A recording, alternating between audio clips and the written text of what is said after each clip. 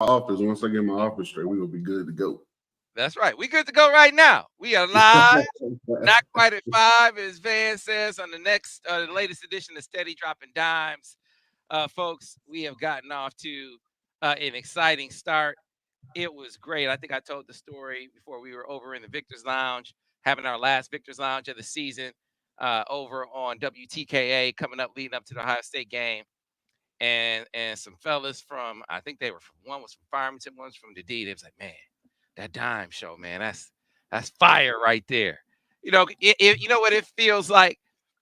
I remember when I saw the Fab. I'm not calling us the Fab Five. It's only 3 of us, 4 of us, but yeah, I remember watching them on TV. I was like, man, that's like the dudes from around the corner playing for Michigan. It just felt like representation. That's what it felt like. How we talk was on national television, or how we play, how they play on national television, right? Dudes playing up in Stewart or at the British Center on national television. That's what that felt like. So it was cool to see that and hear that and feel that from the people. Steady Dropping Dimes is brought to you by our friends at Destination Ann Arbor, your tour guides to all things Ann Arbor, and some exciting things are on the horizon. I'm going to be already introduced to Sarah Miller, the president and CEO at Destination Ann Arbor. We have some great new ideas, great ways to show you around Ann Arbor coming up with Will Johnson. Now, he's busy this week. So we're gonna talk about Will, this marquee matchup. You know, there's like a before and after. Remember back in 1995, y'all don't, but back in 1995, it was Charles Woodson and Terry Glenn. There was a before and after. This feels like one of those moments. So let's welcome in the fellas. DG wearing that Block M. Even though this is not a Michigan show, you say, I'm wearing the Block M. I'm wearing the Block M. You know what time it is this week. Hey, you know what? You said, you know, Will Johnson, busy man, all that. He got work to do, obviously. Sam Webb been working too, because he's still in his office. What are you doing there? Work, man. Working. And this is why they love you, Sam. Hardest working man in show business. But I'm excited for another Dropping Dimes. Let's get to it. Yeah, man. Daniel Horton, how are you, my brother?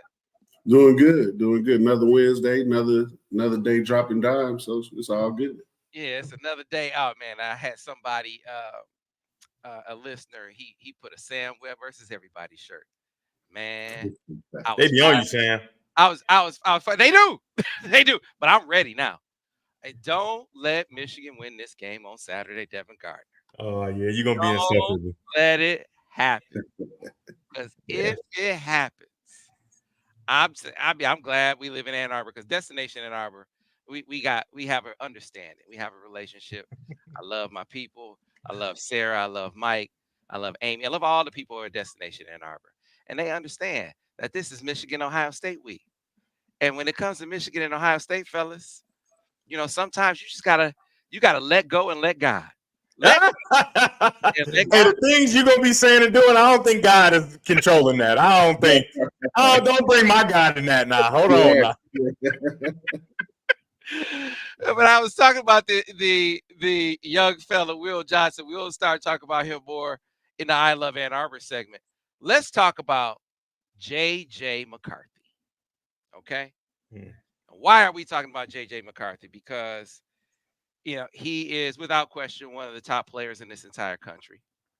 I think when you put all of the ingredients into a quarterback, I think he's the best quarterback in the country. I know statistically they'll point to some other guys, and athletically they might point to, you know, Caleb Wood. Give me JJ McCarthy. When you look at all of the elements, he didn't have a great game against Maryland. We can all see that. Now you throw into the mix this sign gate stuff and people taking liberties with Michigan. That's why they won. And now taking liberties with JJ McCarthy. Oh, well, look at the last 2 games. Seems odd to me that once they, you know, the whole sign thing came out, I'm going to do a little something different. Hey, Ben, can you find the tweet from Danny Kannell? And this just goes to show you, you know, just like we brought Dez up.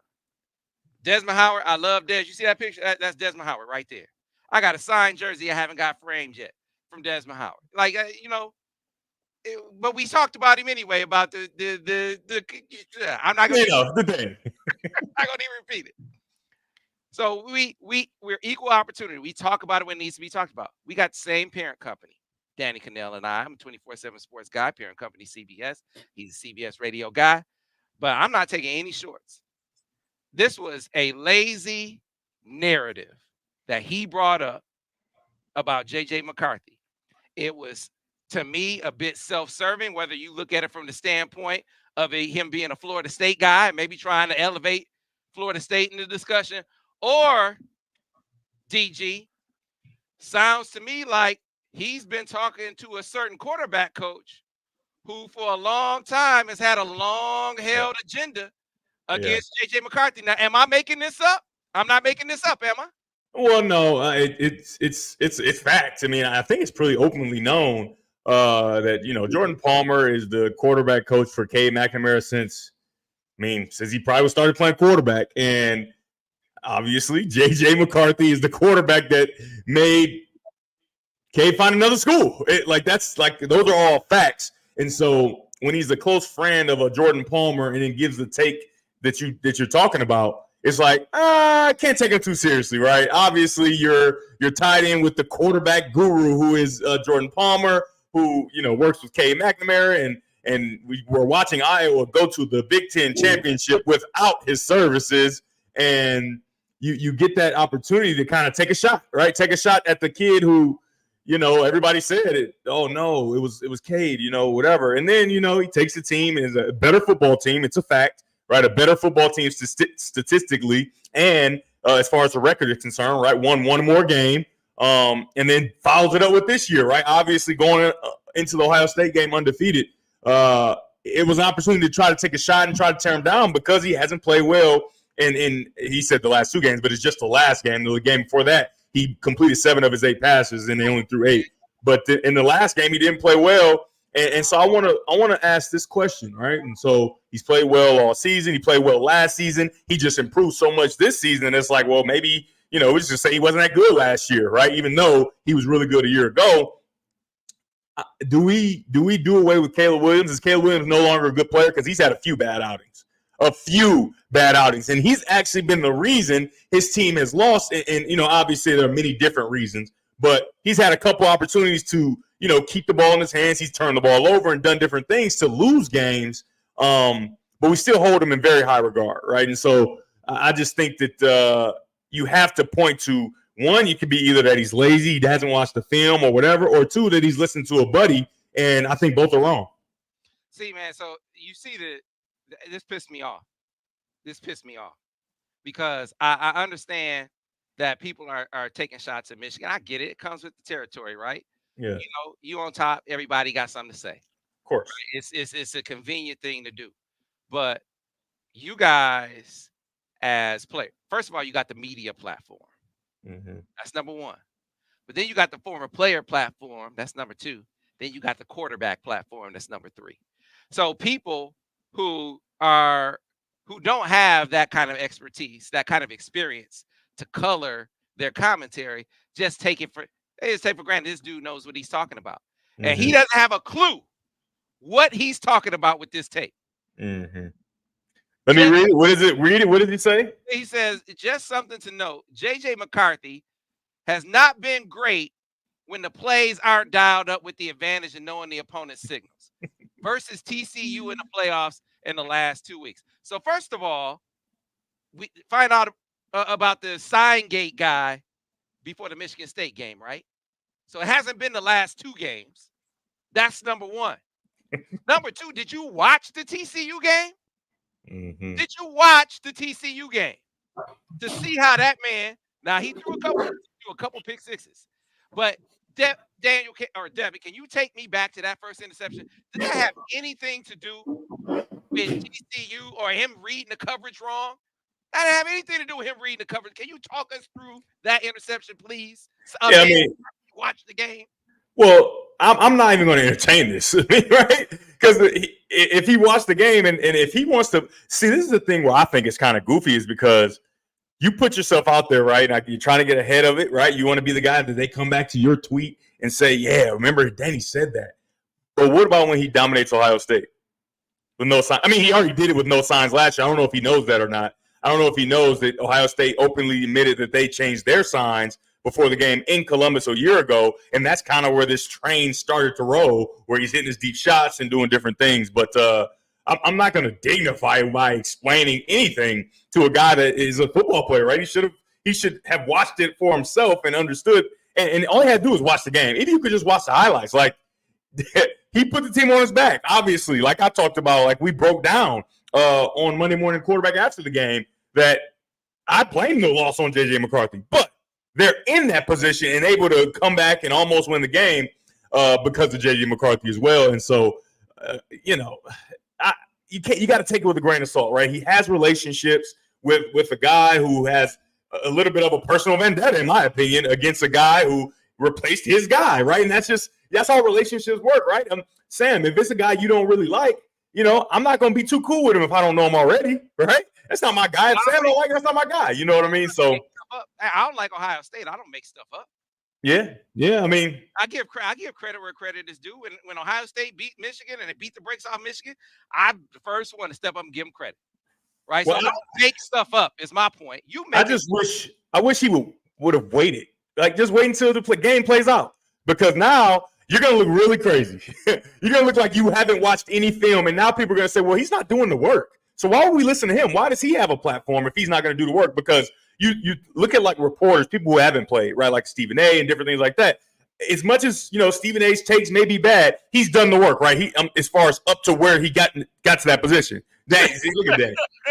He's done the work as a reporter, the grinding, all that to get to where he is. Well, for us athletes, usually a lot of time we get it because of our expertise, right? We have a doctorate in football. They should call me Dr. Gardner at this point, and they should call Daniel Dr. Daniel, right? Because he has an expertise in basketball because he's done it, right? And so if you are given an opportunity because of that expertise, you haven't been through the man hours of being an intern and doing all that stuff, we expect you to do the work so that we know that you know your stuff, right? So that's the kind of thing that I'm thinking of, is like, he couldn't have watched this guy play. He couldn't have watched extensive film. He couldn't have watched all 22s. He couldn't have done any of that with a take like that.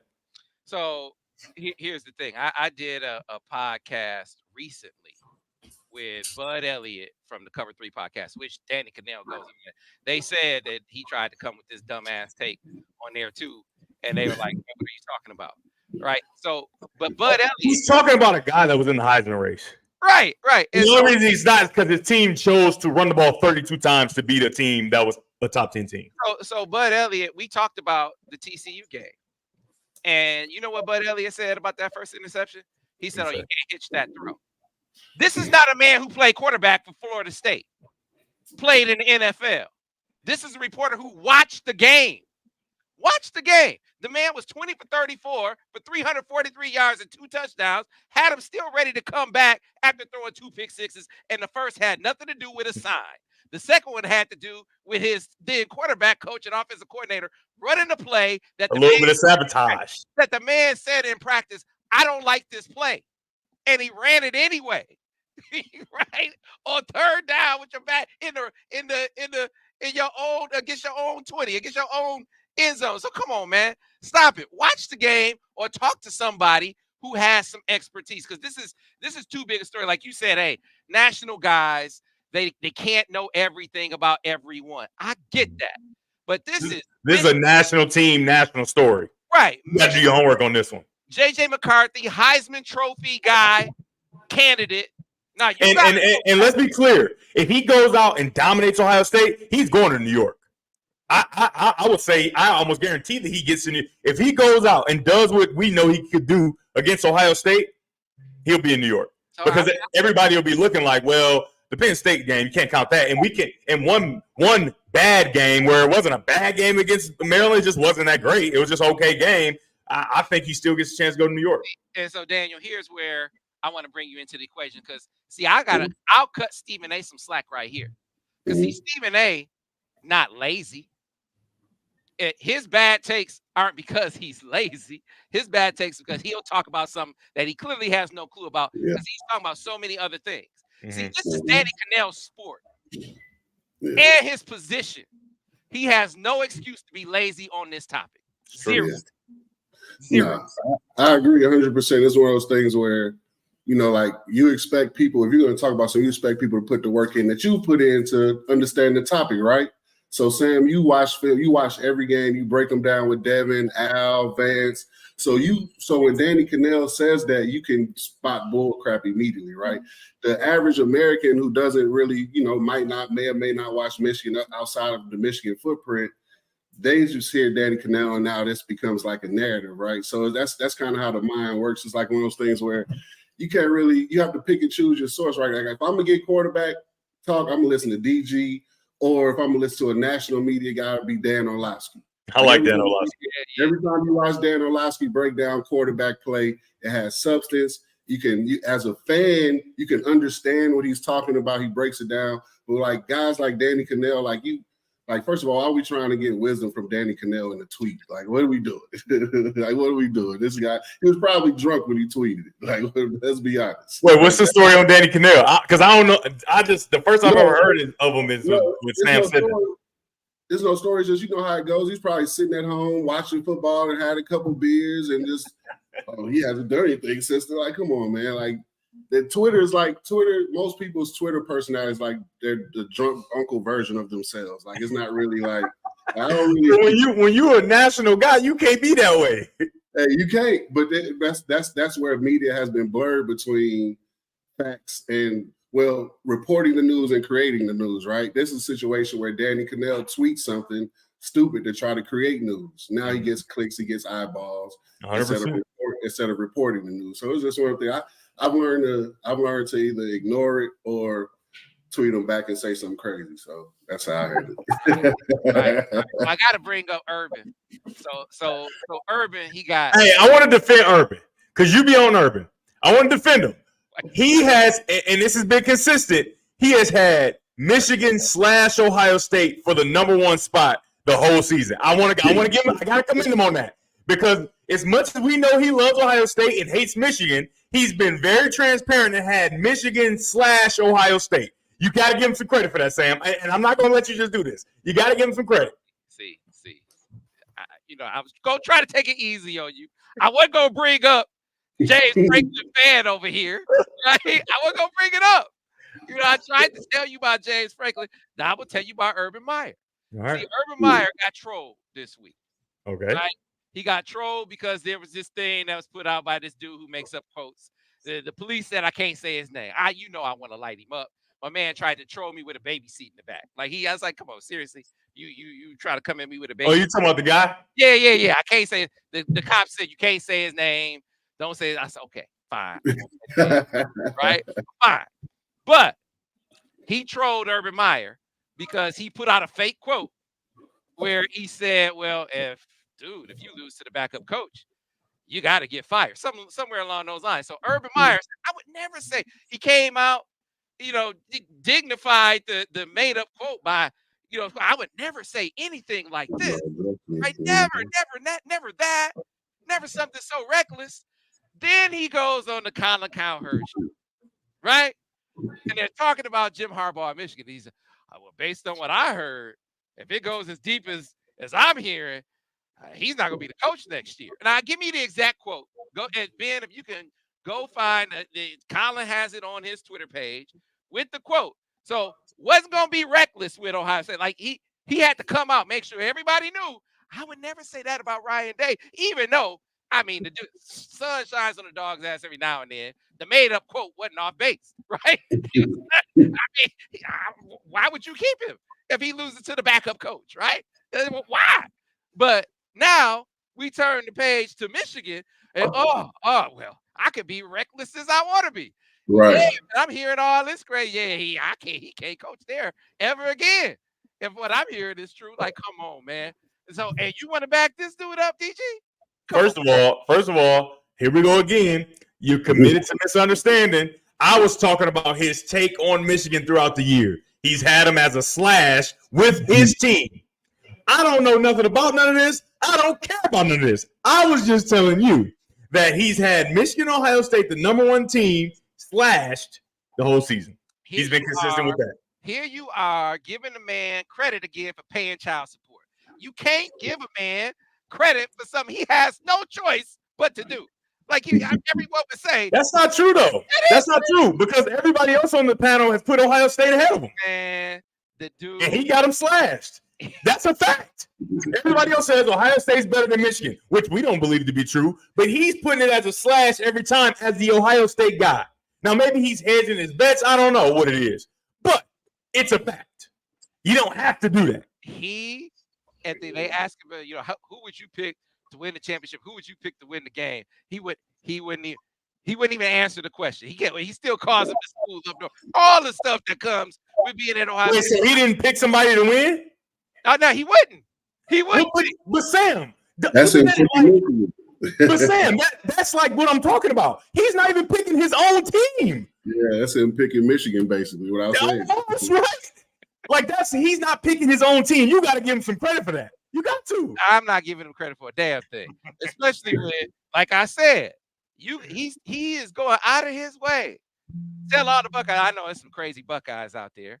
I get it. Which I love the Buckeyes. Buckeyes, please keep coming to the subscribing to my site. They're paying me to troll me, which I don't care. Hey, keep paying me. Hey, as long as you do it. As long as the check clear. I'm good. Yeah, as long as the check clear, they watching the videos. Hey, you can comment all you want. Just keep watching the videos. Keep sending those numbers up. Buckeyes are not too bright. Buckeyes not too bright. So, that's why you can have them writing, crazy articles because they feel like their audience is so dumb. They won't understand that this is all fake and made up, right? So, hey, good business model when that's your clientele. I get it. Now, here's the thing, though. He is going out of his way to let those people know, listen, no, I wouldn't. Brian is okay. Brian is fine. I would never put that kind of pressure on him. Except then when it comes to Michigan, now the standard gets lowered. Now the treatment is different. And Sam, you don't owe Michigan nothing. Hey, man, you don't even like Michigan.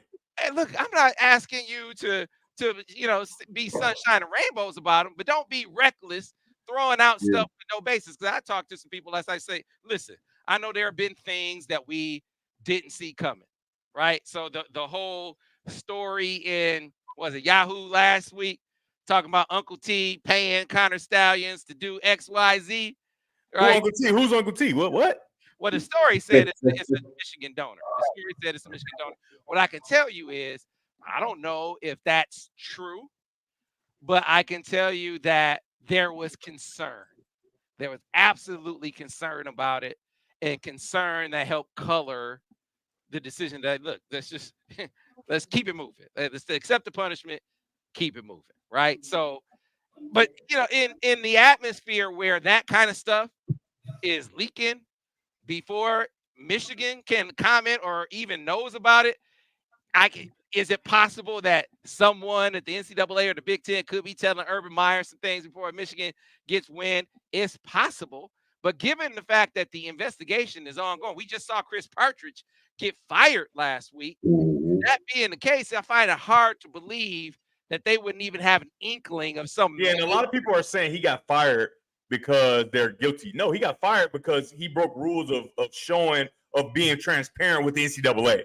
Right, that's the reason he got fired. Right, and so I agree with that. Right, because Harbaugh has been transparent for all we know. Right, I think he's been transparent. Everybody on the staff. And so when you obstruct justice, essentially, I don't want to get too deep like it's actually a crime being committed. Let's be clear, because there are reports out there, and I can't vouch for what anybody else is saying about the evidence. Look, what I know is NCAA is interviewing Michigan players, and one of the players. So the way the story goes. They're talking about things internally. One of the players says something about some involvement with Connor Stallions, something that they heard or either they were directly involved. I don't know what. And as I was told, he was like, "Hey, don't say that. Don't say that. You don't want to say that. You don't want to repeat that to nobody else. Don't repeat it to anybody around here. Don't repeat it to the investigator." One of the kids went and told the investigator that he said that. And he got fired. He must have been on somebody's butt in practice all year. That sound like a disgruntled player to me. Hey, Daniel, you knew it right away. He been on somebody's butt. Hey, he been on He said, somebody's I'm going to butt. get you. Hey, somebody ain't getting enough depth on their drops or something because he been on them. I thought the same thing.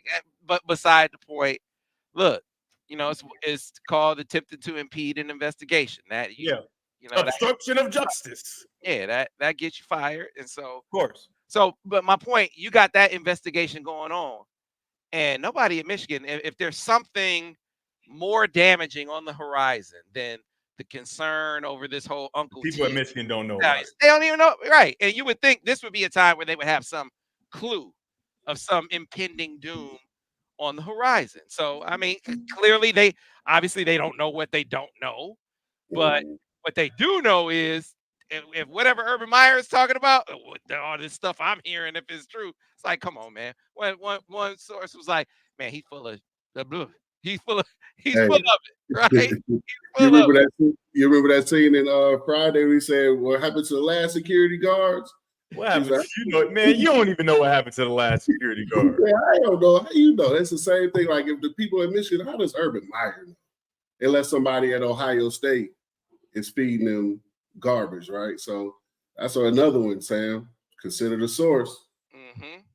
Yeah, well, listen, they have been these entities, whether it be the Big Ten or the NCAA, they have been leaking things to the media, like Harbaugh's suspension. That leaked to the media before it even got to Michigan. So I'm not discounting the possibility that someone could be telling him something from one of those entities. But right now, given like the investigation is ongoing, we already see them reacting in real time to intel that they're hearing. For them to have no clue about anything coming down the pipe, I find that hard to believe. And as we get deeper, so how about this, fellas? You remember, I got to give y'all credit. I didn't even talk about this in the pre-show.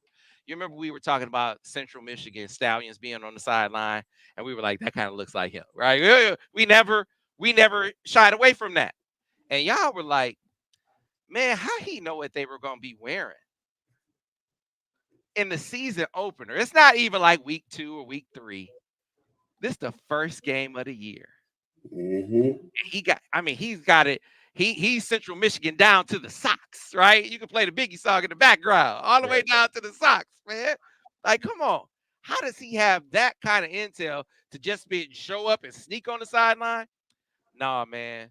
I had been hearing, and a coaching contact had told me. Oh, so it was him. What? It was him on the sideline, right? It was him on the sideline. Dang, my theory of the little mold thing was wrong. It was him on the sideline. But a coaching contact, he had a contact up there, and so I've since seen evidence to the effect of, he was kind of helping them with Michigan State intel going back to the spring. Yeah, going back to April, was helping them with scouting stuff in the weeks leading up to the game. So the interaction about Michigan State was already established. Like, he was already providing intel. And then you add to it, the word that I'm getting was that, hey, man, he was working for them that day. He wasn't working for Michigan that day. Is any of that illegal? Michigan that day. Is he allowed to work for them? See, I don't. So here's the thing. I have never heard of anybody doing this. Right. It's espionage. I don't even know if there's a rule for this. Like, it's so out there. It's so out there that it's like, man, really? So he's not an actual coach. He's essentially like a contractor. So, who's to say you can't be a contractor for two different styles? I don't know. We got a question out there right now. Is it a violation if you're working for two staffs? Yeah. But even if it is a violation, it shoots down the narrative that, he was on the sideline stealing signs for Michigan. He was on the sideline helping with the signs for Central Michigan. Yes. You know what the next quote is? That's a good piece of info. You know what the next quote is? They're going to say Harbaugh sent him. Like, huh? Like, What? the stuff that they hey, come to find out, Arbor don't even know this dude.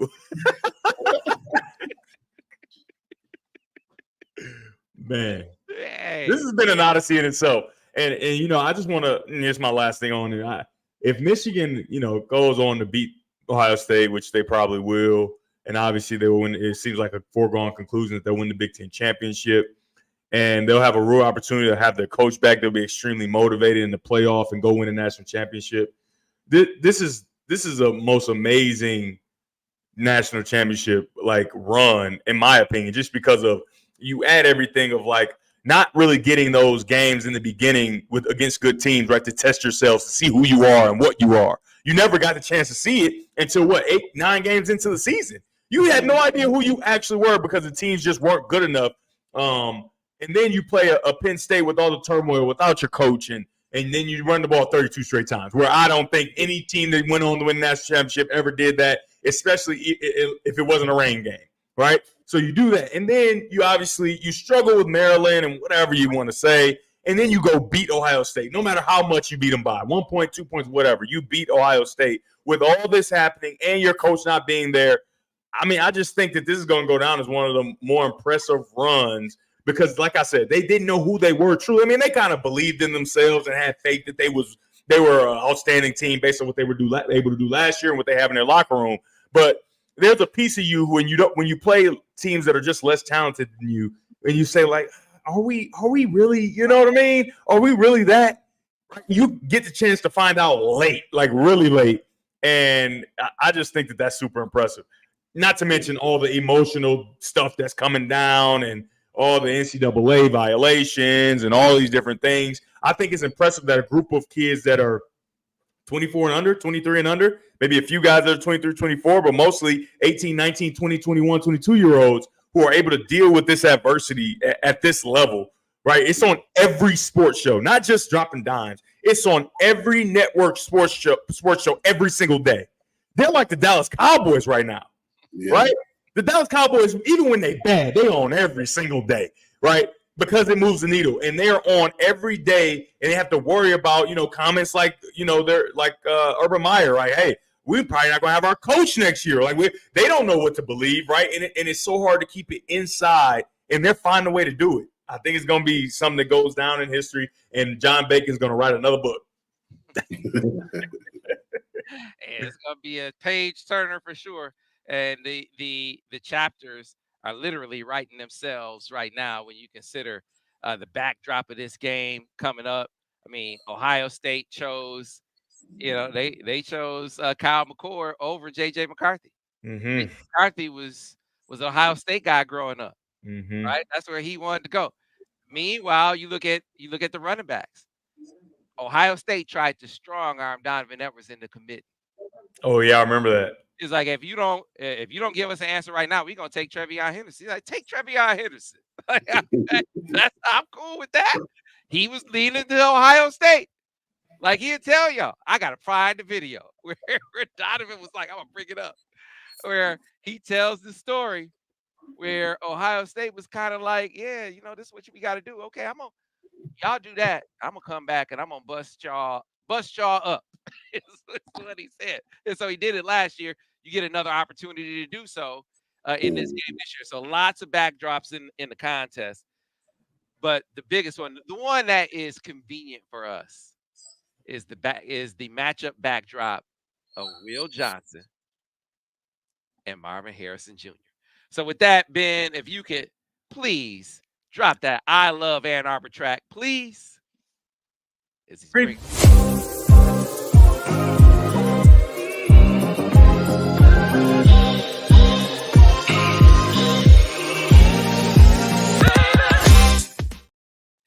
So, Will Johnson, number 2, sophomore, breakout freshman, standout performer in the Ohio State game when you consider their receivers didn't go off.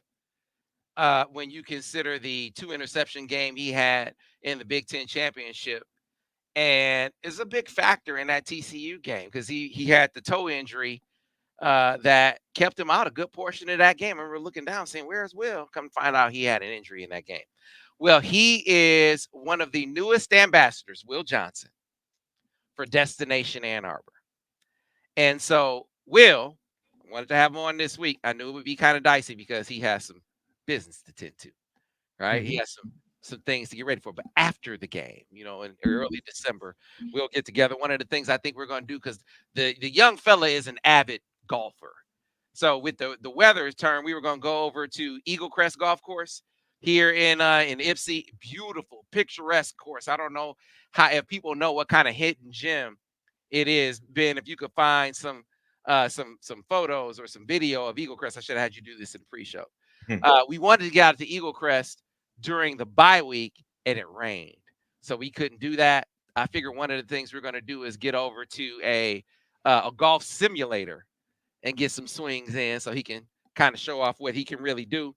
We're seeing what he can do on the football field. Put on these buffs here. That's right. Thank you very much.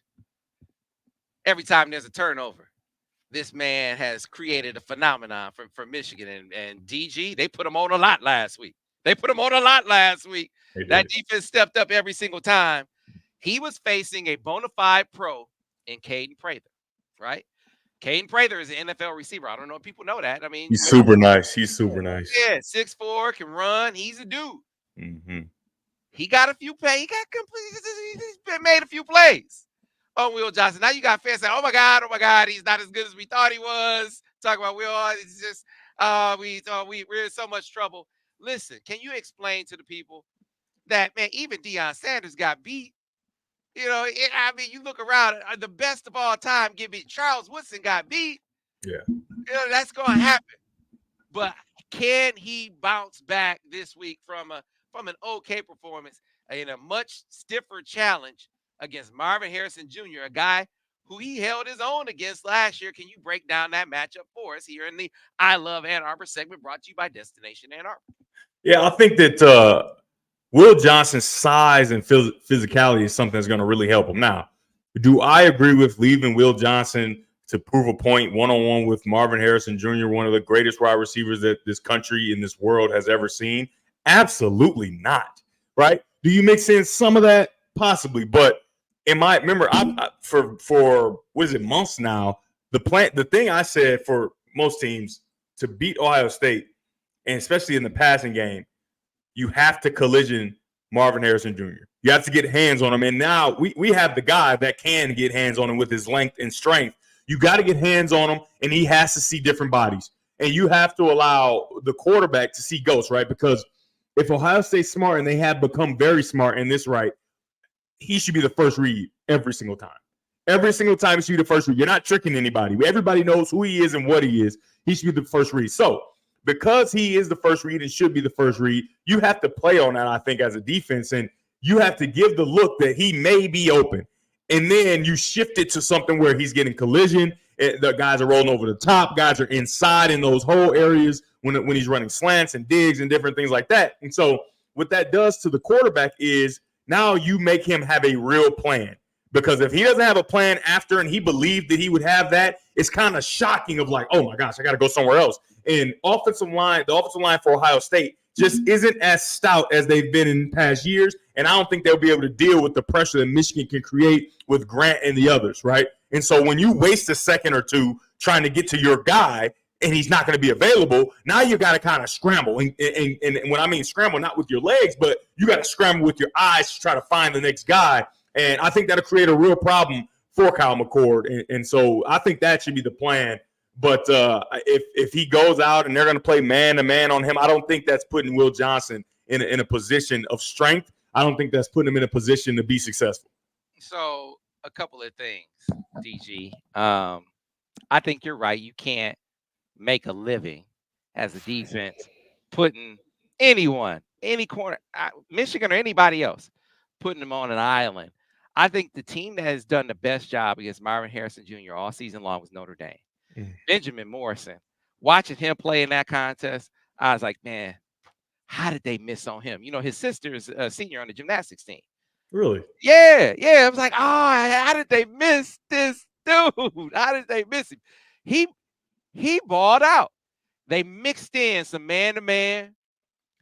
They gave him some help over the top. They did. Oh, this is beautiful. This is Eagle Crest Golf Course, by the way. A beautiful hidden gem in Ypsilanti. If you've never been, I'm not even a golfer, and I'm telling you, it is a phenomenal course. And so I was looking forward to getting Will over there because that's his thing. That's his respite. That's where he finds his zen. You see JJ McCarthy with the incense and sitting by the goalpost. Right. That's his zen. No, Will's zen is the golf course, and this is a scene and a setting that even non-golfers can appreciate.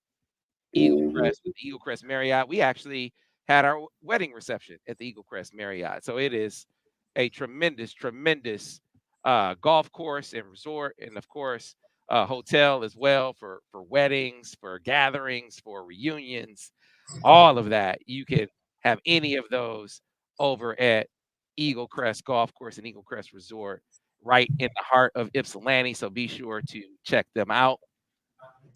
We probably won't be able to get there in December, and so we will get to a golf simulator here in town, and then maybe get over there in the spring with Will and with Colston, who is his golf guy, right? Two of the up and comers on the team. But I digress. Getting back to who did well, one of the things that we saw Notre Dame do, they mixed in man-to-man, and then they gave some cloud coverage to that side, DG, and they gave him some help over the top. Allow you to be physical with him at the line of scrimmage. He is super aggressive, and then somebody has your back, right? And so they mixed enough of that in to kind of disrupt him, be a little disruptive, and take Kyle McCord off his first read. I think you got to do that. But more than that, Will, individually, like the thing I saw him do against Caden Prather, and you can kind of talk to this, he would stab and open up. And, Will, when I think of Will, I think of when he muscled Marvin Harrison Jr. at the line last year and knocked him down. That's what I think of when I think of Will. Now, I know you say he's not, Marvin Harrison not going to let that happen this year. That's not the point to me. He might not knock him down, but Will's going to be physical with it. 100%. And I think you have to be. 100%. Like I tweeted it out recently because I'm watching them versus whoever. It doesn't matter. It was a game. And every single play, he's just running, and nobody's touching him. You get guys lined up in front of him and don't touch him. Like, what are we doing? We're allowing the most talented player, I think the best player in college football, to run freely every play? That's ridiculous. And you should lose. You deserve to lose. So if Michigan allows him to just run freely, they deserve to lose because that's not something that is going to help you win, allowing this guy that's so talented to just run around. So take me, because as a former receiver, like you got some receivers that when they get into there, they give you ooh, and then they out. That's not him. He give you a stab and he's out of there. He doesn't give you the old tricky stuff. I just want to be clear. He definitely has that, but he don't have to use it because nobody touches him, right? So like this is, and you got to think about who his father is, right? And the acumen that he has as far as a player. A lot of these goofy receivers do all that stuff with no collision. You're wasting time. So if nobody's going to touch you, you need to stab and go, like you're saying. So he knows, why would I dance at the line when I can go get it right now because they're not touching me? However, you get a guy in his face, I've done my research. He has that, right? He has the 1-2, skip to my little, all the stuff you're talking about. So he's got that as well. But the thing is, if you force him to use that, right, get hands on, maybe with help over the top, you can be a little more aggressive. It stops the timing for the quarterback. That's all I'm worried about. And he's going to get some catches here or there, but it stops the timing for the quarterback. And now, even though I think that Marvin Harrison is a good teammate, he's going to get frustrated because guess what? This is his last chance against Ohio State. He's never beat him. This is his last chance as a starter, as the guy to get after a Michigan. Right? He wants to touch this football. As great a teammate as he is, he wants to touch this football. And he wants to touch it early, and he wants to touch it often. And as a team, as a defense, you got to know that and play to that. Yeah. So it'll be. Let me ask you a question, Sam. Let me jump in right here. So with not having what's DJ Turner? Guy got drafted by the Bengals last year. We're not having him as your last year. We had Will and DJ at the corners, right? Do you think not having a guy as good as DJ might be a weak spot this year? Yeah, I mean, it's a concern. It's a concern because, watching Josh Wallace, who has really been coming on, and I want to say, the first half of the Purdue game was his best half of football. Mm-hmm. And then he got a little banged up in that game. And we didn't see him in the second half. And, he hadn't really been quite the same dude since that point. So I go back to something that I heard Devin say earlier in the week, and it was a brit. If you missed I was about to say it again, but go ahead. I know where you're going. Go ahead, Sam. Do your thing. No, I mean, I tee you up because I thought it was brilliant. I thought it was brilliant commentary, kind of taking us in the mind and body of a player. When you're in that zone. And so I'll use the example that you brought up. That is one of the one of the iconic moments of my childhood. My childhood hero, I had a couple of them that were above everyone else. It was loved Barry Sanders, but my number one to this day was Isaiah Thomas. We're gonna get Isaiah Thomas. So either on the Basketball Insider or this show, we're gonna get Isaiah Thomas. So you're just gonna kick? Wait, so one of those means I won't be there. That's crazy. Hey man, I gotta accommodate Zeke.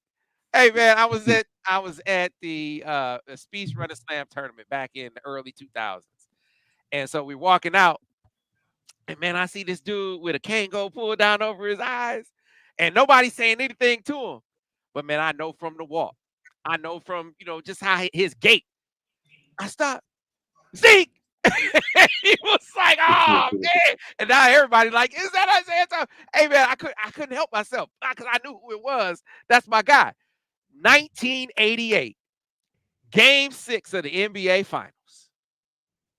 Isaiah Thomas put on one of the most epic performances of all time, and were it not for a BS call on Bill Laimbeer, a phantom foul on Bill Laimbeer, the Detroit Pistons would have won that title. Because you knew Zeke spent it all up in that game.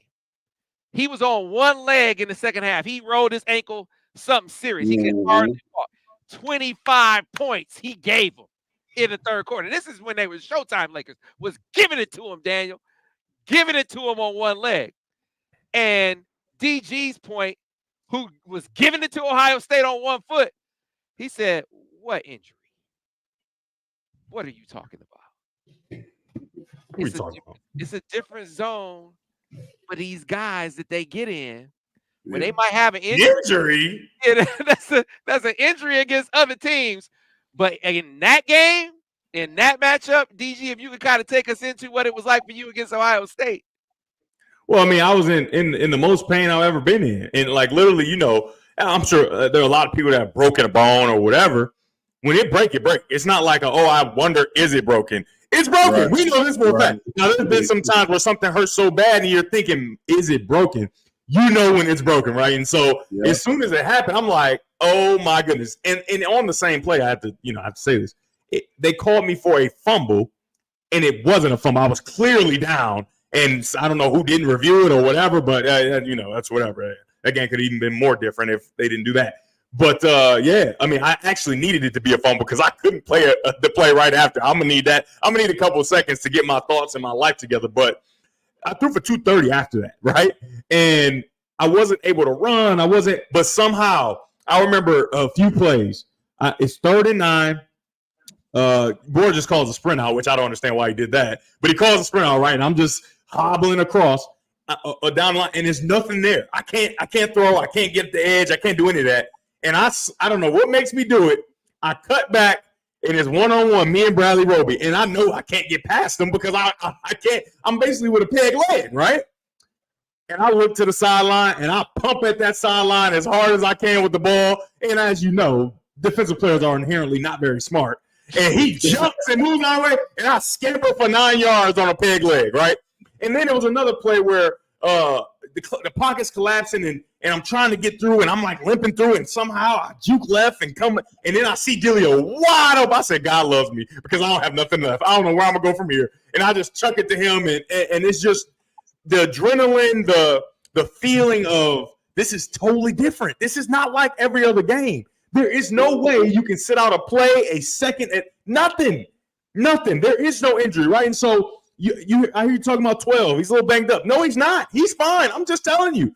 He is perfectly fine, and he'll play the game of his life, right? And the thing is, he didn't grow up in this, right? So you think, well, does he know? Yeah, he knows, right? Know. It's a detail that I love that Harbaugh brought in. I don't know a whole bunch about everything, but I know Harbaugh brought in the attention to detail and the importance, right? He put importance on the game, and there is no way you're going to overlook it. And so him being here this long, he knows. He's seen the Ohio State periods. Like, wait, we ain't playing Ohio State for 12 weeks. Why are we doing Ohio State periods? Because it means that much.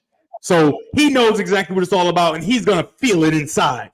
I'm not hurt. I'm perfectly fine, along with the rest of the players. That's another backdrop because Davison Igbinosun was down. He's the Ole Miss corner transfer that Michigan was on the verge of getting because Chris Partridge was his coach at Ole Miss. Chris Partridge signs with comes over to Michigan, and Igbinosun comes on a visit after he visits Ohio State. And I remember talking to some of the dudes. They was like, hey, man, he checking on NIL. He's checking on what does his NIL look like. And then so they told me that. And then when he announced his decision, he said, Mama, we made it, or something like that. You knew he wasn't coming here. Or I got to take care of my mama or something like that, which I'm not mad at. I'm not mad at it at all. But it's another interesting backdrop because Josh Wallace, if they pick up Davison Igbinosun, maybe Josh Wallace isn't here, right? So there are all kind of storylines in this game. And it's a great point, Daniel. I believe what DG just said. They're going to say, if you beat us, it's not going to be because of 18. Yeah. It's not going to be him that beats us. Now, if these other guys beat us, we'll tip our cap. Especially since we think our pressure is going to get there, right? We have some dogs up front that's going to make it happen. That'll make your life a lot easier if you're Will Johnson. Right? Man, Grant is a true sophomore. I have to, how? This man shouldn't get to play against people next year. He should have to go to the NFL. Ain't no way Kenneth Grant should not get a chance. I'm putting out a petition. Kenneth Grant got to go to the NFL because he's going to hurt somebody. So think about him a year from now. Stronger, bigger, faster. What? People always ask me, I got to give a shout out to Will, and he'll be talking about his brand as he comes on Steady Dropping Dimes, as he does the My Ann Arbor shooting. Basically, what My Ann Arbor is, it is a special program brought to you by Destination Ann Arbor, where we take you on tours to different places in Ann Arbor from our vantage point. So there'll be a Steady Dropping Dimes My Ann Arbor. There'll be a Will Johnson My Ann Arbor, where he goes to a bunch of different spots that he likes, that he wants to introduce you to. And so we'll make sure that happens. He'll also talk about his brand. Will2johnson.com is his website where you can get your turnover buff. So every time they get a turnover, boom, you throw them on. I tweet it out. Every time Michigan gets a turnover, I got to tweet out a picture with the buffs. Not Des doesn't do it, but Charles does it. Tracy Wolfson does it. I think there's some other Michigan people that have adopted, the buff mantra, except for DG. It's just, his buffs have to be a little more expensive. DG be busy. When Michigan gets turnovers, I'm busy doing something, in case he was wondering. But you can always do it after the fact, right? No, it's too late. The turnovers have already happened. After the fact. But no, folks, it's going to be a lot of fun with Will. Again, wanted to highlight Eagle Crest. It is a great place. A great place, restaurant in Eagle Crest as well for any of your banquet situations that you might need to have. Like I said, we had our wedding reception there. A lot of folks have, reunions there and that kind of thing. All kinds of gatherings over there, and the room accommodations are outstanding. It is a hidden gem. Of course, the golf course.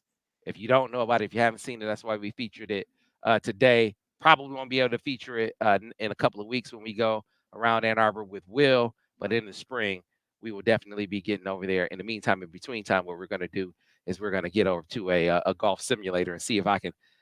I can't hit the ball every time, fellas. Every time I swing, sometimes I swing and I miss. You put it up. So now, DG, what that means is every time you swing a golf club, you got to make contact. That's what you're saying you can do? Listen, man, I've never claimed to be a golfer. I actually, first of all, you see me at a golf outing. You know I'm just hanging out.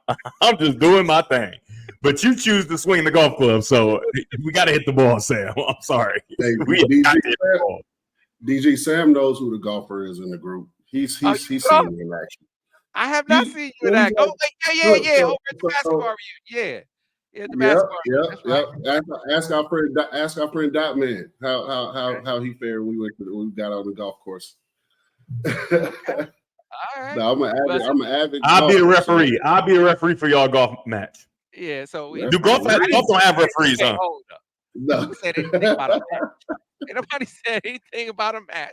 I gotta make sure Sam not cheating, Daniel. I'm the ref. The best golf shot. He gonna have a loaded golf ball, He gonna have like springs on his club to make it go for Hey, man. The best golf shot of my life is hit an Eagle Crest.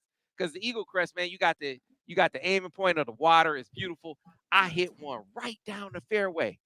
But it was a practice shot, and they wouldn't let me count it. I was like, man, what kind of if you hit the shot, you should be able to count it no matter when you hit it. The story's fabricated. Man. Like, I thought that was some bull. But anyway, folks, looking forward to having Will on the show and looking forward to, especially if Michigan does what I think they're going to do on Saturday, is going to make his first I Love Ann Arbor appearance. It's going to make it one for the books, one for the ages. Cannot wait. Again, his website, will2johnson.com, for any of his Turnover Buffs gear. Of course, for your tour guide to all things Ann Arbor. Ben, if you could bring up the QR code for Destination Ann Arbor, please do so now so the folks can scan that QR code. If you're coming to town, you want places to eat, places to stay, this is where you should go. If you have an event that you're looking to have in town, they can help you plan it. If you want to know what events are coming to town, they're the people to talk to. Destination Ann Arbor, your tour guides to all things Ann Arbor. They are your resource when it comes to not just Ann Arbor, Washtenaw County. Let me stress that as well. Destination Ann Arbor serves the greater Washtenaw County area. So spots in Chelsea, to spots in Ypsi, to spots in Dexter, of course, spots in Ann Arbor. All of those cities are encompassed. Wait, Spots got all those locations now? No, you know what I mean.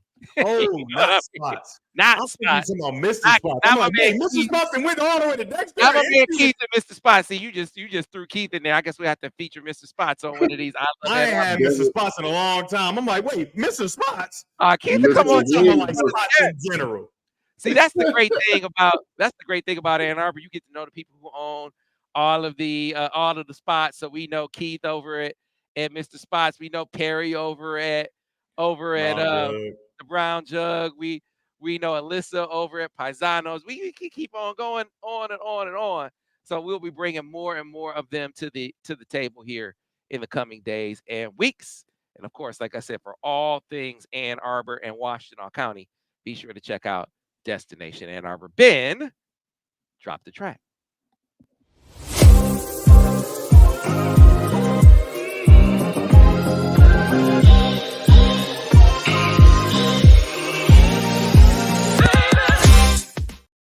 So, Daniel, I sense an argument coming on for this next topic because I feel very strongly about it. I wonder who's arguing. I guess I'm arguing because you played basketball, Daniel. You play football and coach football, DG. And so my opinion is going to be arguing against guys in the arena. But I don't give a damn. Because I feel like, as horrible as the Pistons are, and they are bad, in this moment is when, as a coach, while you're setting a tone, you also need to be mindful of figuring out what you have. This is especially when you're losing, especially when you're bad. Make being bad functional. And I'm not talking about tanking. I'm talking about, okay, figure out what we have for the future. And I feel like that's being lost in this early season. I'm a big fan of Monty Williams. I wanted him to be signed on as a coach. I thought DeAndre Ayton was a problem child for how he was reacting to him. But I think the way that we've seen him handle Jaden Ivey has been coaching malpractice. We have a coaching malpractice segment every week on this show. I don't want to put my coach in there, but I feel like we have to, because this is not, hey man, they're setting the tone and then they're setting your team back. And I think he's setting the team back when it comes to finding out what is this guy's ceiling, talking about Jaden Ivey, but he continues to start Killian Hayes. And I'm just not with it, man. We know what Killian Hayes is. And to let this dude languish off the bench, I think is not figuring out what we have in this investment that we put into Jaden Ivey just last year. Now, I know y'all going to disagree with me, but go ahead. Now, Daniel, you want to get him? I get him. I get you, Sam. So, this is the thing for me, especially for a guy like Monty Williams that's proven to be a good basketball coach. It's well known that he's a no-nonsense guy, and that he's a fair guy, right? I don't know Jaden Ivey. Don't know what he's doing. Don't know the work he's putting in. But I'm just telling you, Sam, a coach like the coach for the Pistons, he wants to win, right? He wants to win. I think he's going to put as many pieces together as much as he can to win, right? And the fact that Jaden Ivey isn't getting the minutes that we think he deserves or you think or whatever, there has to be something going on, right? And I'll go back to kind of a Kobe quote where everybody's like, man, why you don't pass the ball? Well, I watch these dudes walk in late and leave early. I'm in here grinding, giving everything I got, right? And so, in my opinion, I think we don't know exactly who Killian Hayes is, actually. I don't think we do, because we got Killian Hayes extremely young, right? And people mature in different ways, and he just wasn't very good. I've seen steady improvement from Killian Hayes, and that's just my eyeball that I've seen. I've seen steady improvement. What is he? I think he's still only 21. I don't think he's 21 yet. I don't know how old he is, but he's very young still, and I've seen steady improvement from him. And what type of work is he putting in where coach is saying, man, he's working as hard as he can. And we're going to be bad. I'm going to be bad with the guys that are putting in the work. And I want to make it clear that I'm not saying that Jaden Ivey's not working, right? But there's something there that's not happening, because if you want to – Monty Williams wants to win. And if he thinks that Jaden Ivey can help him win, especially since he's a pick that was a very high pick a year ago, he's going to have him in the game. Now, another thing I would say is, maybe Monty Williams knows that he's not that good, and he knows what other people think, that he is universally a pretty good player. So you giving him limited minutes so he can come out, and he probably got a chip on his shoulder, right? Coming out, playing well, doing his thing, and you don't allow people to see what he's not. Now you can move him, right? You can move him and get pieces in the next season and for the future. So I think that you got to trust the guy. I mean, this is his first year. He inherited a program that is not good and does not have great players. So I think you have to trust his judgment. You have to trust what he's trying to do. I mean, only in the first year, Sam, you telling me it's malpractice in the first year with a bad team? He took over a bad team. I can see if he took over a good team and it's like, hey, man, this dude improved. He had a dude. Jaden Ivey has proved nothing. He's not old minutes. It's just because of the position in which he was drafted in. That's the culture we're living in now, where you old guys. And then you set that precedent, and then you get a DeAndre Ayton. Right, where essentially you can't control them, right? Because you set a precedent that, hey man, if you've been drafted high, so I think that's how I think about it. I completely disagree with you, but let's see what Daniel, the expert and the PhD in basketball in the room, has to say. No, I disagree with Sam a little bit. It's a little of both, right? Because you kind of, as a head coach, you have to manage this kid's future, the team's future, at the same time. So, but you have to build a winning culture as well. So this kid, if you can't trust this kid to get out there and play winning basketball, he's not as developed as you want him to be, or he doesn't fit your scheme, which at the end of the day, that may be a deal too. Maybe he's not the type of guard that Monty Williams wants in his system. So maybe he's trying to develop him into that, or like Devin said, figure out a way we can play him and increase his trade value later on and move him before the trade deadline. You just never know. I just think that with young guys, especially with a coach like Monty Williams, if they don't trust you, you're not going to play. And that's probably the simplest way I can put it, right? So we're not in practice every day. We don't see his work habits. We don't see, you never know, you might get in practice every day and the young kid Sasser might be busting him up every day. You just never know. We're not there. So it's one of those things where if I can't trust you and I don't see this every day in practice, training camp, I don't see you putting in the work, I can't put you out there. So whether I drafted you or not. So let me challenge you, Daniel. Mm-hmm. This man played for Matt Painter. Paint was at Purdue when you were playing, wasn't he? Yep. He even if it's just assistant. Paint, you get a certain kind of dude that comes from that program, right? Or they wash out. I know he's like, hey, no Joe Eastern played for him. No Joe Eastern left. He left. They produce good defenders, but I'm not looking at and they play here's what they aren't. They aren't dudes who are lazy. They aren't dudes who can't be held accountable.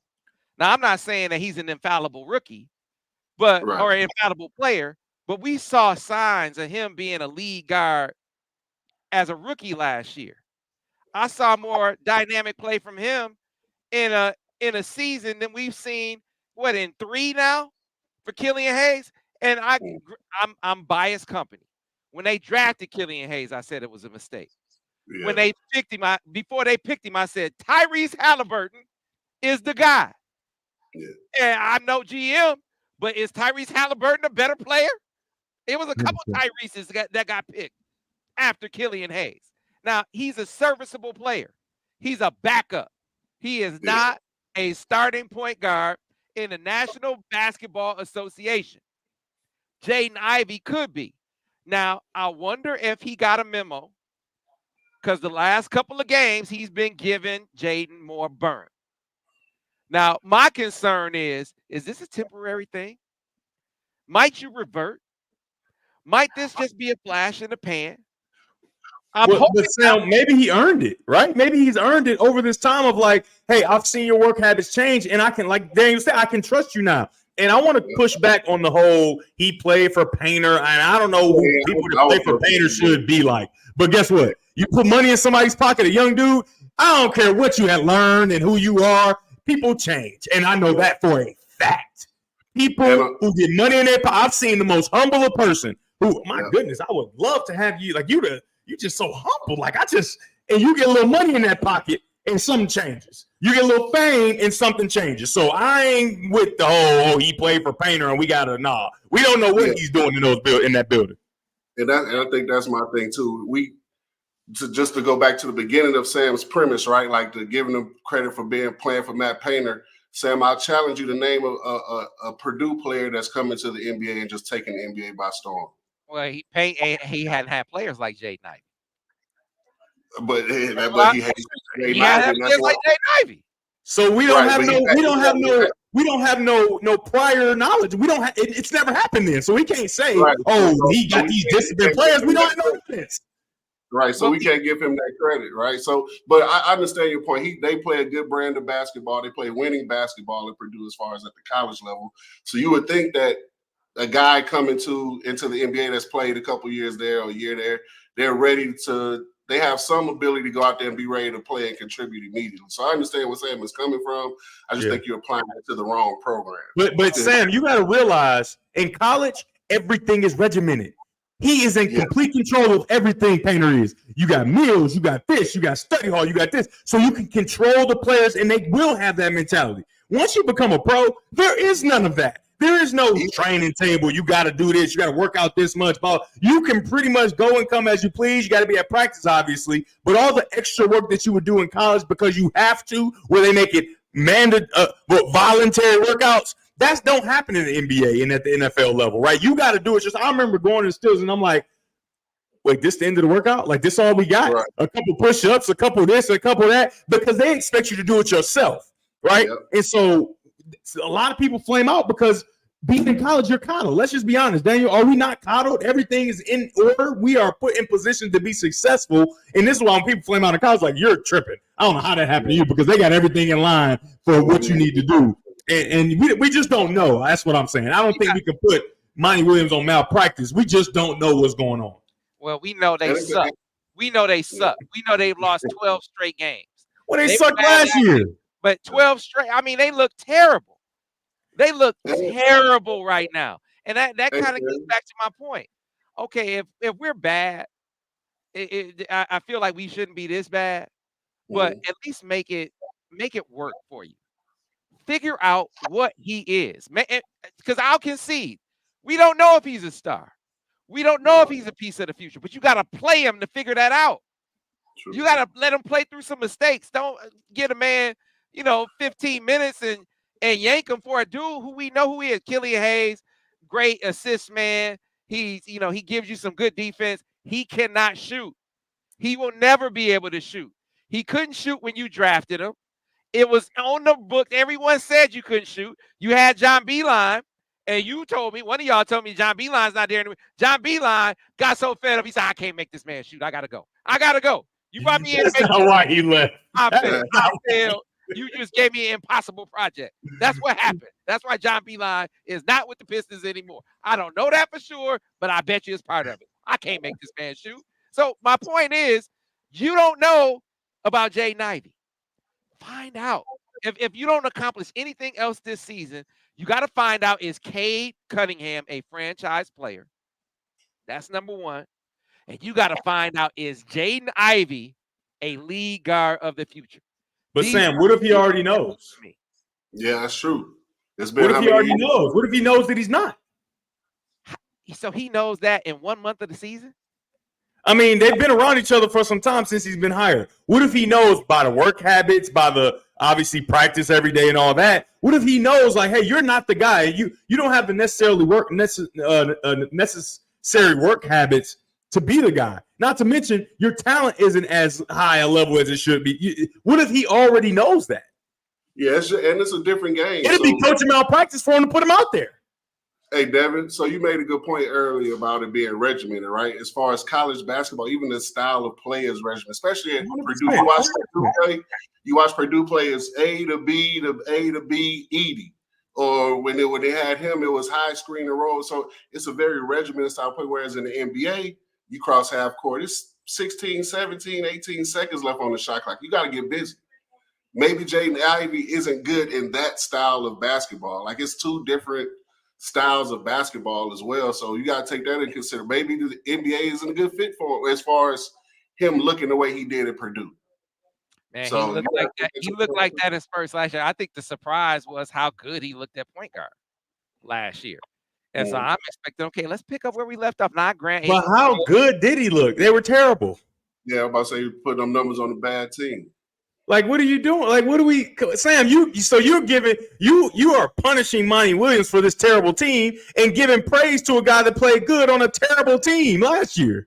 All right, and maybe he saw enough. Maybe he watched the film from last year and said, "That's enough." You're not very good. So at the very least, though, you could look back at last year. You got to figure out what did they have last year and use that as a baseline for starting the eval of this guy. Okay, you did this last year. Let's see what you could do with me now. Let's see if you really were just a product of being on a terrible team, or do you really have something I'm gonna be able to work with? You got to play to do it. Now, listen, he played in the last game. He played 30 minutes.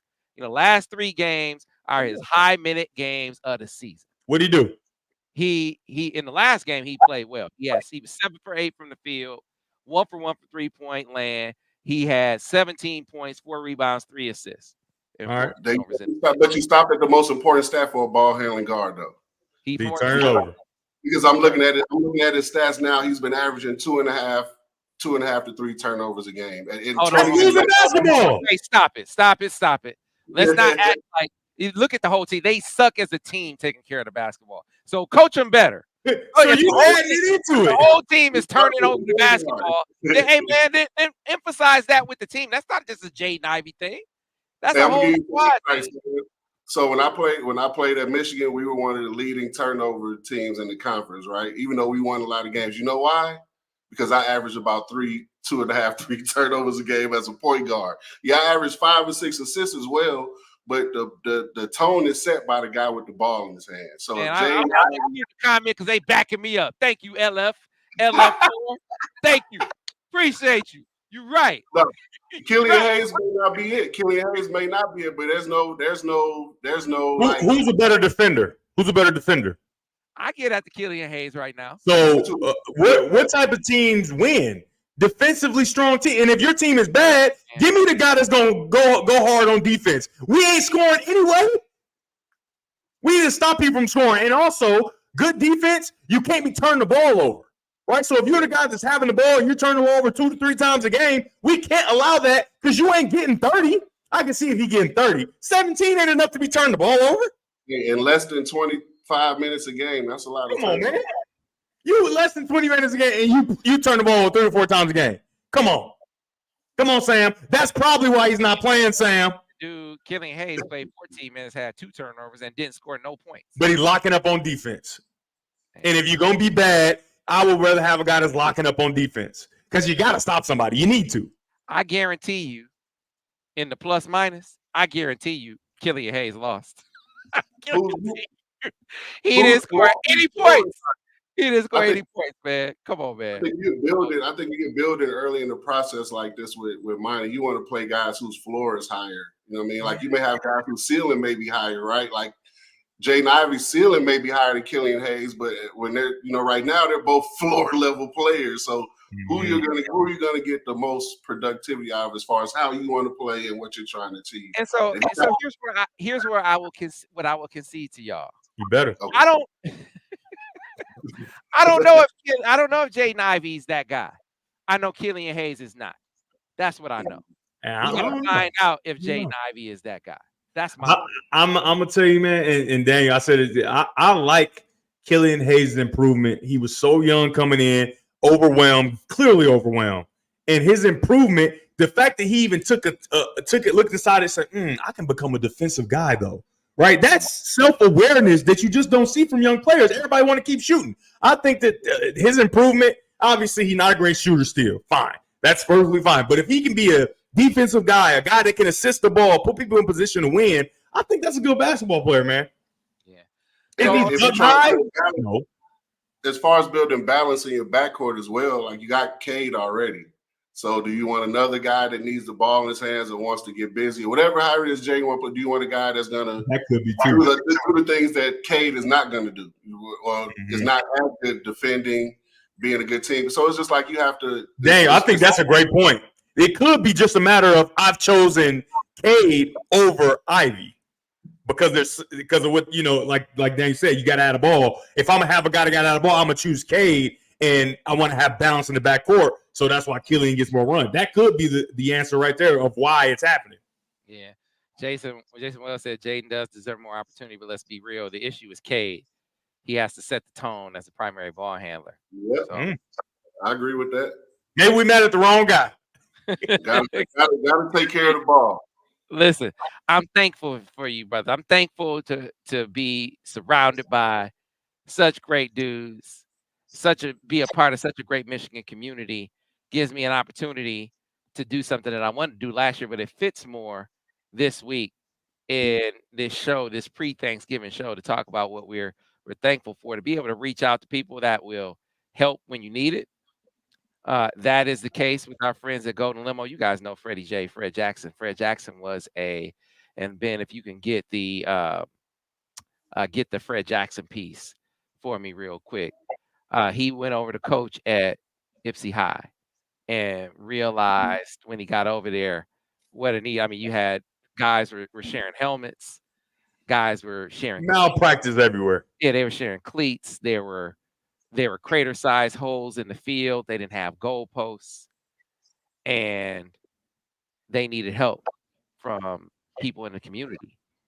And one of the people that really stepped up was Sean Duvall at Golden Limo. So when we talk about Golden Limo, it's not just about the great transportation service that they offer, whether it's driving the Michigan team, whenever they take a bus trip to the airport or to East Lansing or to Columbus, what have you, they're riding on those golden buses. To Michigan Stadium, you'll see a caravan of golden buses making it over there. Same thing for other teams in the athletic department. Same thing for across campus. They ride on Golden. When I went to Rome and Paris, I rode on Golden to the airport. They picked me up at the airport too when I got overseas. And when I I went to a game, I rode on Golden. you rode on Golden. It is just, if you need to get someplace, you need to get there safely and on time, every time, goldenlimo.com. Buses, executive transport, your navigators, your aviators, party buses, they have you covered. But it's about what they do in the community. So, Ben, if you can bring up right now Golden's commitment to the community, and let's hear from Sean Duvall about how he was a part of making a difference over at Ypsi High.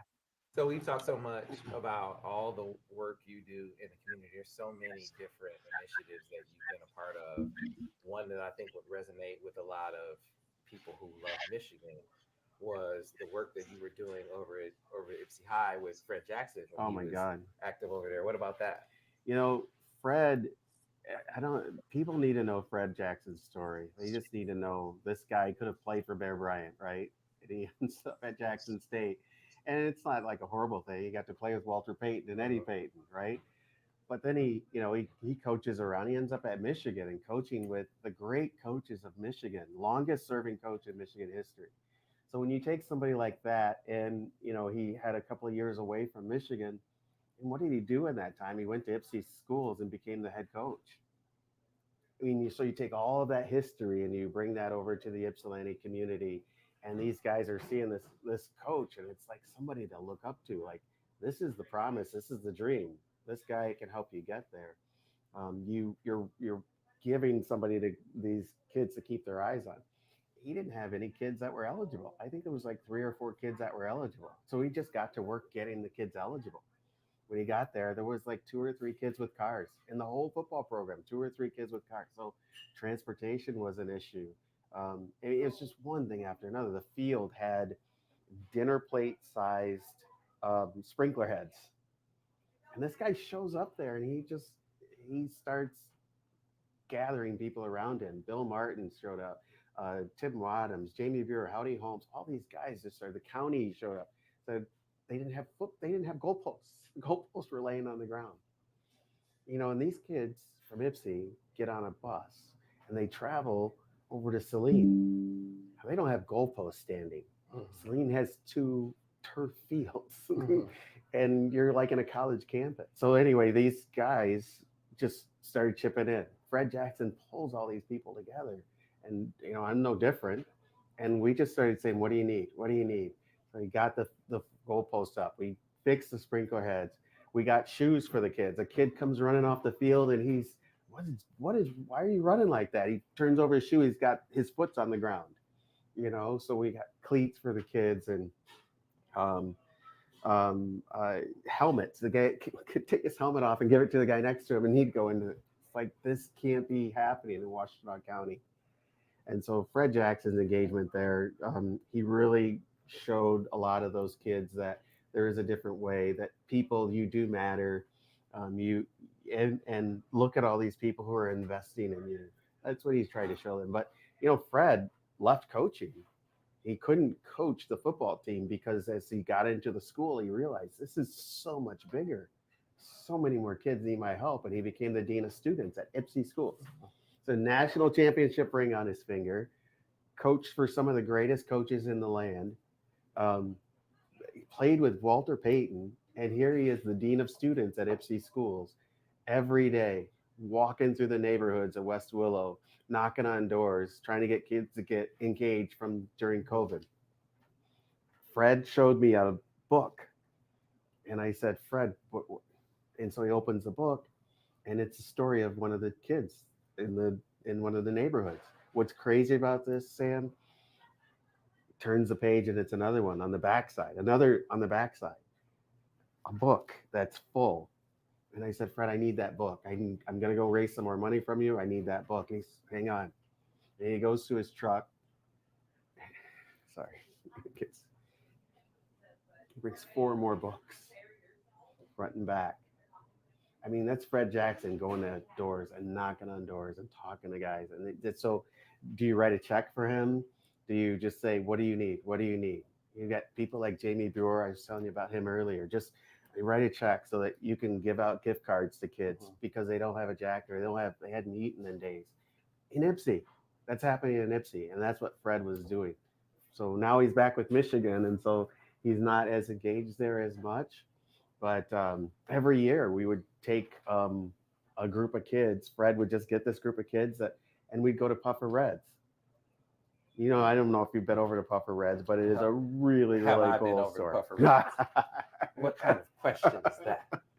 Well, I Come mean, on, man. it's just the coolest thing because we take a busload of kids over there, That is cool. and they've got a gift card, and they go through Puffer Reds, and they can buy shoes and jackets, and we just do it. We've done it every year for 3 years. We took them down to the Wright Museum in Detroit. That was a fun time, and just giving this group of kids a different experience. When on the football team, they got on a bus and they went out to Grass Lake.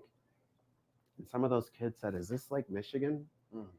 And to them, that it was their first experience outside of Ypsilanti.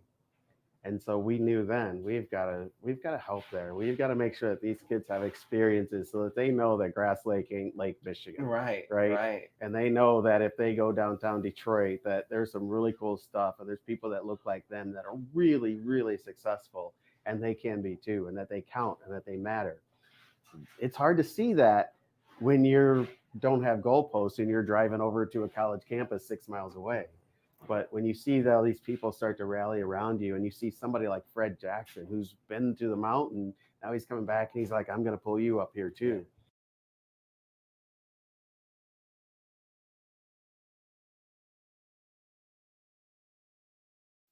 Yeah, that was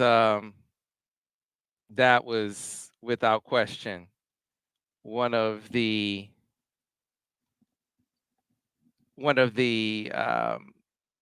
sit downs that took on a different tone. We started out really lighthearted, and then you got a chance to see where that man's heart is and where a lot of the hearts are of people. That's one of the great things about this Ann Arbor community. People, their willingness to extend themselves for others, and that certainly is the case with Sean Duval and the folks over at Golden Limo. And that's just one example. Kids who had never really been outside of Ypsi, kids who are sharing helmets, kids who have cleats that are falling apart. Football is like a metaphor for life. Yeah, I remember when Coach Jay first went over there. He's like, "Man, it's just nothing but blight, man." Like he comes and he's trying to do everything he can, because you got to think about this. I mean, I don't know how many people know Freddie J is a legend, right? Legend don't need to coach at Ypsi High School. He don't need to coach high school football. He doesn't need to do any of that. But he did that out of the kindness of his heart. And will they win a bunch of games? Probably not. Right? I'm sure he's went in thinking we don't have enough. But the one thing I can do is change the outlook for these kids and their lives forever. And I think he definitely did that. Yeah, he did. All right, folks. Listen, it's time to get over and start getting ready for Thanksgiving preparations. My Thanksgiving preparation is sitting down, getting ready for my Lions. Right? Getting ready for my Michigan, Ohio State post game. Because, I didn't prepare last year. I'm preparing this year. Are you going to lose your voice again or what? Or have you been doing the necessary stuff I can't scream I can't yell in the press box. They'll kick me out. Well, I was at home last year, so that's what was behind that. So I have a voice ready for the post game, getting ready for what I'm gonna serve out to the Buckeyes. I'm coming. I've been holding back, waiting for the opportunity for the right time. Now, if they win, I will give the Buckeyes their credit. You will have your pound of flesh. I'm not one of those people that runs and hides when my team loses. I'll take the medicine if Michigan loses. Ohio State cannot let Michigan beat them. They can't do it. You just can't. Ohio State, you got to get it done. Yeah, you don't want to see me. You don't want to see, hey, you know what, folks? You want to always know exactly what we have going on over at the MichiganInsider.com, which, by the way, right now, 75% off an annual subscription. So if you haven't gotten one before now, don't wait, because the Black Friday deal came early. So take advantage while you can, 75% off. But people have been saying, man, I want to see your different shows on YouTube. Want to hear your podcast. I want to hear I want to see everything that you write, but in one place. Like, your website is great. It looks great on the phone, but do you have an app that brings it all together? Tom Brady, my man over at Autograph, said, I got you covered.